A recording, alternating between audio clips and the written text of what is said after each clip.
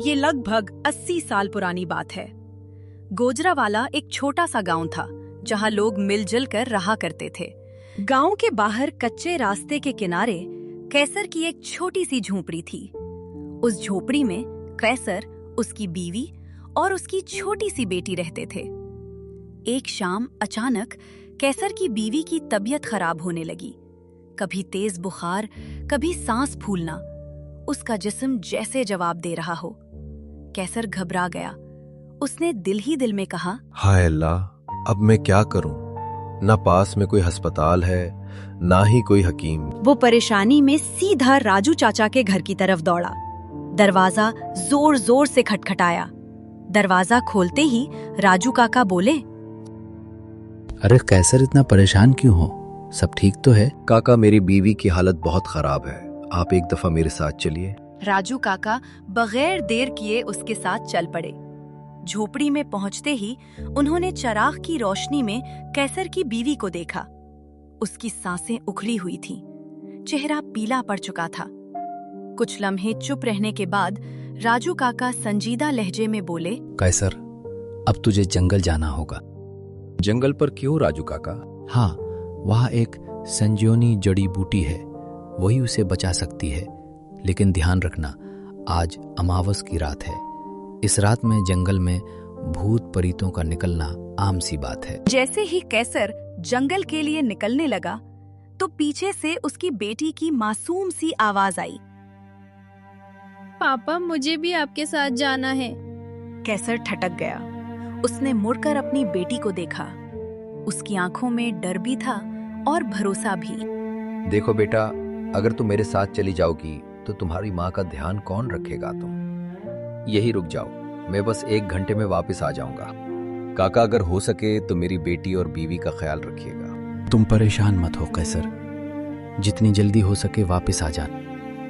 इतना कहकर कैसर घर से निकल पड़ा।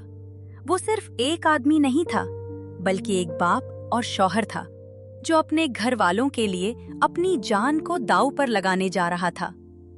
जैसे ही उसने जंगल की दहलीज पर कदम रखा, एक अजीब सा सन्नाटा उसे निगल गया। चारों तरफ घुना अंधेरा छाया हुआ था। चांद अमावस की वजह से कहीं दिखाई नहीं दे रहा था। ठंडी हवा ऐसे चल रही थी कि उसकी हड्डियां कांपने लगी। हर सांस के साथ धुएं जैसे भाप निकल रही थी। सूखे पत्तों पर उसके कदमों की आवाज उसे ही अजनबी लग रही थी। कुछ दूर चलने के बाद राजू को रास्ते में एक बुजुर्ग औरत दिखाई दी। उसके बाल बिखरे हुए थे, चेहरे पर अजीब सी परेशानी थी। उसने कैसर को रोक लिया और भारी आवाज में बोली, बेटा, इतनी रात में जंगल में अकेले कहाँ जा रहे हो? कैसर थोड़ा चूका, फिर बोला, अम्मा, मेरी बीवी बहुत बीमार है, मुझे संजीवनी जड़ी बूटी चाहिए। अरे बेटा, तुझे पता नहीं, आज अमावस की रात है। इस रात जंगल में संजीवनी लेने जाना मतलब मौत को बुलाना। तुझे अपनी जान की जरा भी फिक्र नहीं।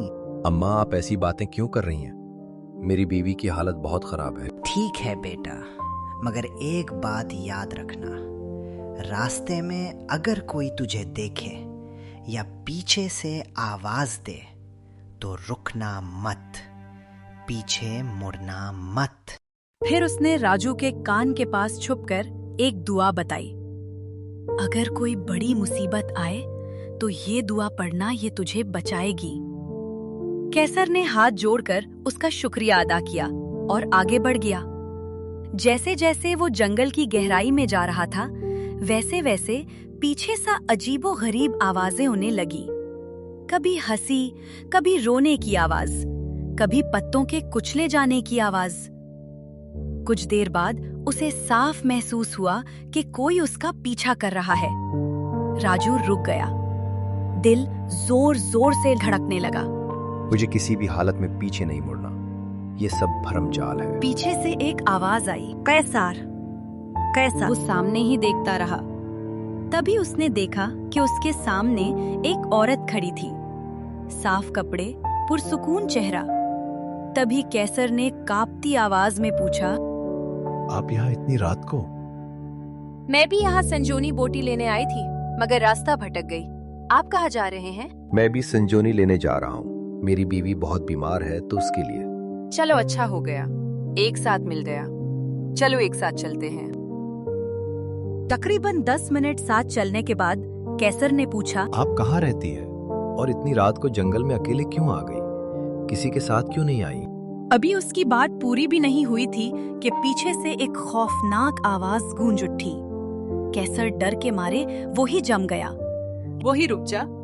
आगे मेरे बच्चे खेल रहे हैं, अगर उन्हें कुछ हुआ तो मैं तेरी जान ले लूंगी। हाथ नहीं, जैसे किसी मुर्दा चीज की पकड़ हो।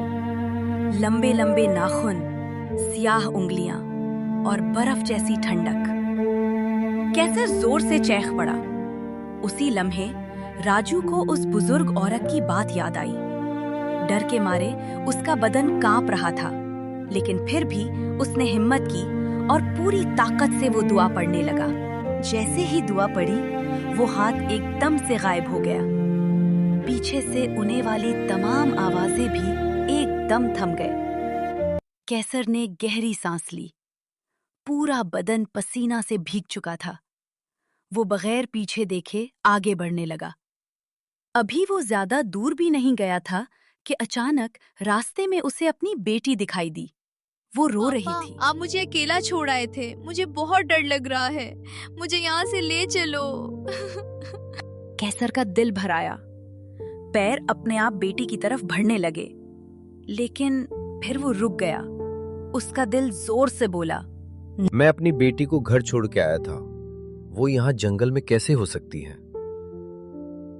उसे बुजुर्ग माँ की बात याद आ गई कि जंगल में छलावा रहता है। राजू पीछे हट गया। आंखें झपकते ही वहां कोई नहीं था। ना बेटी, ना रोने की आवाज।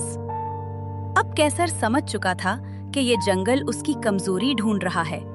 थोड़ा और आगे बढ़ने पर जंगल के बीचों बीच उसे चमकती हुई संजोनी बोटी दिखाई दी। उसने कांपते हाथों से बोटी उठाई और जैसे ही लूटने के लिए वापस मुड़ा तो कोई खतरनाक ताकत उसे पीछे से गिरा देती है। वो जमीन पर मुंह के बल गिर पड़ा। अचानक एक काला हाथ उसके पांव को पकड़ के घसीटने लगा। कैसर ने जोर जोर से वही दुआ पढ़नी शुरू कर दी, लेकिन हाथ ने पकड़ मजबूत कर ली। अब उसने पूरे दिल से विर्त करना शुरू कर दिया। जैसे ही उसने ये पढ़ा तो वो काला हाथ चैनख के साथ गायब हो गया। कैसर उठा और बगैर रुके दौड़ता दौड़ता अपने घर पहुंच गया। घर पहुंचते ही वो जमीन पर बैठ गया। उसी लम्हे उसकी बेटी बोली, अरे पापा, क्या हुआ? राजू काका सब समझ गए। उन्होंने संजोनी बोटी से कैसर की बीवी का इलाज किया। कुछ ही देर में उसकी सांसें बहाल हो गईं। अगली शाम को कैसर ने जंगल में होने वाली हर बात काका को बताई। राजू काका ने संजीदा लहजे में कहा, बेटा तो सच में बच गया। हर कोई इस जंगल से लौटकर नहीं आता। और फिर उस रात के बाद लोहार वाला के गांव कोई भी अमाउस की रात जंगल की तरफ मुड़ के नहीं देखता।